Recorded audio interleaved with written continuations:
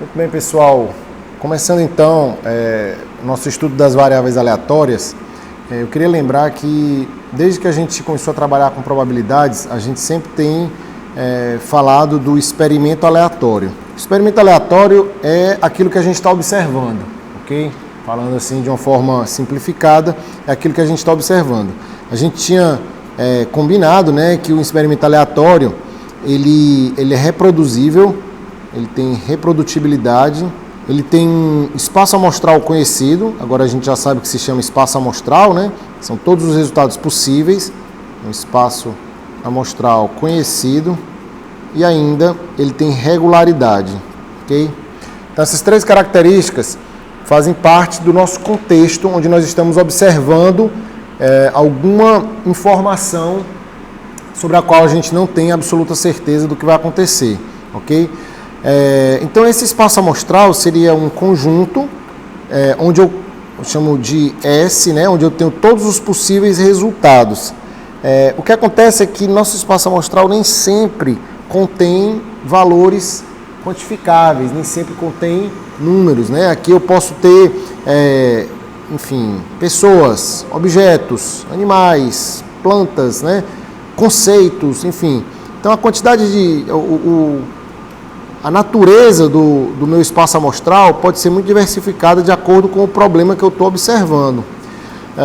A variável aleatória, ela vem justamente para facilitar os problemas onde a gente precisa quantificar as nossas incertezas, precisa quantificar as probabilidades. Então, basicamente, a gente vai ter eventos que são subconjuntos do meu espaço amostral, por exemplo, aqui o evento A, e para cada evento, né, a gente vai associar um número, tá?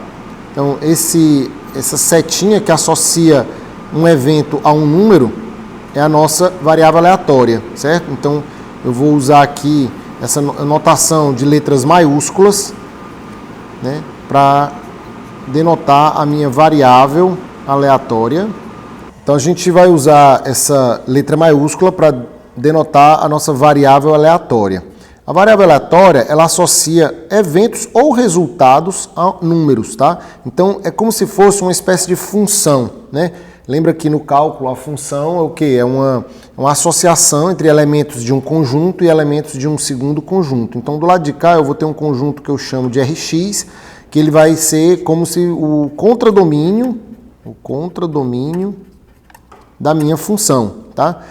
Rigorosamente, isso não é uma função, ok? Até porque eu estou associando elementos que não são necessariamente numéricos a elementos que são necessariamente numéricos. Então, os valores que estão desse lado de cá, eu vou chamar com letras minúsculas, são os possíveis valores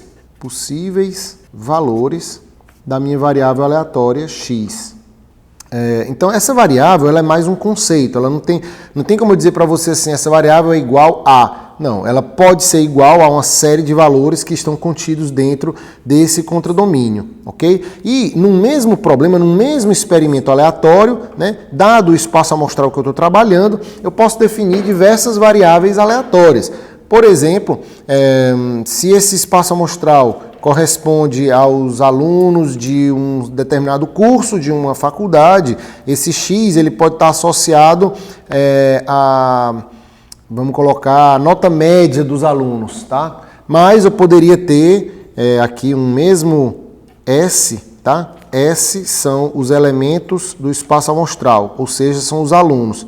Então eu poderia ter aqui, né, uma setinha apontando desse S para esse X. Então esse X seria a nota média desse aluno.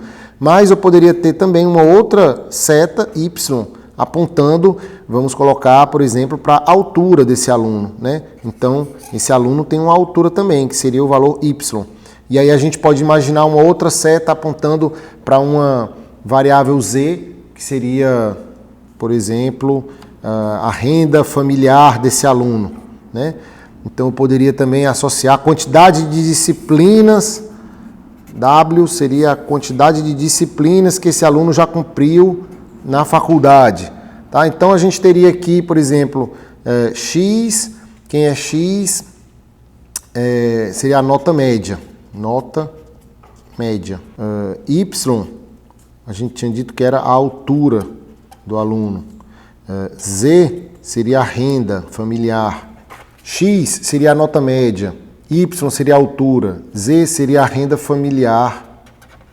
E W seria o número de disciplinas cumpridas pelo aluno. Então vejam só, aqui eu defini 4 variáveis aleatórias que estão associadas a um mesmo experimento, a um mesmo espaço amostral. Dentro desse mesmo contexto, eu posso associar cada elemento do meu espaço amostral a um xzinho, a um yzinho, a um zzinho e a um wzinho. Então eu tenho aqui o conjunto Rx, eu tenho o conjunto Rz, Ry e Rw, que correspondem aos possíveis valores da nota média, no caso de Rx, os possíveis valores de altura, no caso de Ry, os possíveis valores de renda familiar, para o caso de Rz, e ainda os possíveis valores do número de disciplinas cursadas, que seria o Rw, ok? Para ficar bem claro que dentro de um mesmo problema a gente pode ter várias variáveis diferentes, tá? Essas variáveis, para ficarem plenamente caracterizadas, eu preciso conhecer os seus valores possíveis. Então esse conjunto que está do lado de cá, ele é fundamental, saber como é que ele é, quais são os valores que estão dentro dele. E obviamente eu preciso saber também quais são as probabilidades de cada possível valor, tá? Isso que nós vamos ver em seguida, né? É exatamente o cálculo de probabilidades. Então para conhecer uma variável aleatória, eu preciso conhecer seus possíveis valores, tá? Se eu chamar a variável de x, seria o conjunto Rx, né? Ou uma espécie de contradomínio dessa variável, né? Para onde que ela está me levando? Está levando os objetos, os itens do meu espaço amostral. E também as probabilidades. Essas probabilidades, tá? Elas vão vir na forma de uma função, tá? Essa função também é chamada de distribuição de probabilidades, tá? E ela obviamente é função dos valores. Para cada possível valor você vai ter uma certa grau de uma chance de ocorrência ou não daquele valor, daquele intervalo de valores. Dependendo do tipo de variável que a gente está trabalhando, isso aqui pode vir numa função diferente, tá? Existem 2 tipos de função que depende do tipo de valores com os quais a gente está trabalhando. Então, basicamente, esse conjunto ele pode ser de 2 tipos. Ele pode ser discreto ou contínuo. O que vai dizer se a nossa variável é discreta ou contínua, tá? Então, independentemente do problema que você está trabalhando, do experimento que você tem em mãos, o que vai dizer se a variável é contínua ou discreta é o tipo de contradomínio, é o tipo de valores que você está associando, ou seja, em outras palavras, é o dado que você está observando, tá? Então, notem que isso aqui nada mais são do que os dados que a gente está interessado, né? A nota média, a altura, a renda familiar. Então, quando você vai fazer uma coleta de dados, são essas as observações que você está interessado. E são elas que vão dizer se a tua variável é contínua ou discreta. Então, por exemplo, a nota média, a nota de um aluno, ela pode ser colocada, ela pode ser definida dentro de um conjunto de valores contínuo, tá? Eu não tenho como contar quantas são as possíveis notas de um aluno dentro de um intervalo de valores real, tá? Então, eu pintaria esse conjunto aqui para dizer que dentro dele existe uma infinidade de resultados possíveis que podem representar a nota média, tá? A altura no y é a mesma coisa, né? Eu tenho uma infinidade de valores, eu tenho um intervalo de valores dentro dos números reais que podem representar as alturas médias, tá? E a mesma coisa vai acontecer na renda familiar, né? Eu não tenho como contar quantos são os possíveis números que representam a renda familiar de alguém, tá? Porque eles são um intervalo contínuo. Porém, no caso do número de disciplinas, só existem alguns resultados possíveis, tá? A pessoa pode não ter cursado nenhuma disciplina ainda, pode, então o RW pode ser 0. Mas pode ser que a pessoa já tenha cursado uma disciplina, ou 2, ou 3, etc., até um certo número total máximo de disciplinas. Esse conjunto não é infinito, né? Ele tem um certo número máximo de disciplinas que a pessoa pode cursar. Mas se a gente olhar para cá, ó, o que importa não é se ele é finito ou infinito, o que importa é que eu vejo separadamente os elementos, eu não vejo uma continuidade entre os elementos desse conjunto, tá? São números inteiros, né? Ou é 1, ou é 0, ou é 1, ou é 2, ou é 3, não existe como cursar 1,53 disciplinas, tá? Isso não existe. Então, por isso, essa variável aleatória, número de disciplinas, ela é discreta, enquanto que as demais são contínuas, são todas contínuas, tá certo?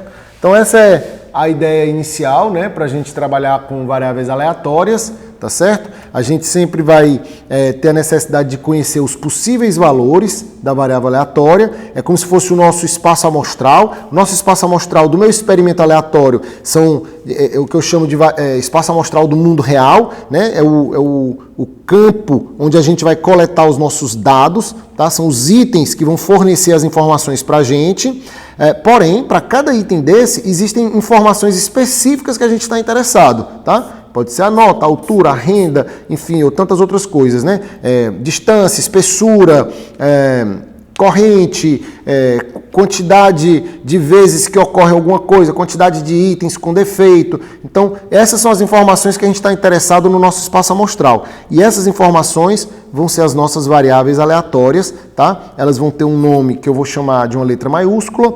Elas vão ser discretas ou contínuas em função de ser um dado discreto ou contínuo, tá? E elas vão ter as probabilidades de ocorrência. Cada valor desse existe uma certa probabilidade de ocorrência, tá? E é isso que a gente vai trabalhar em seguida, em como determinar uma função, uma distribuição de probabilidades que represente a nossa variável aleatória, tá certo? Isso vai ser o tema aqui do próximo vídeo. Por hora eu encerro por aqui. Até mais. Tchau.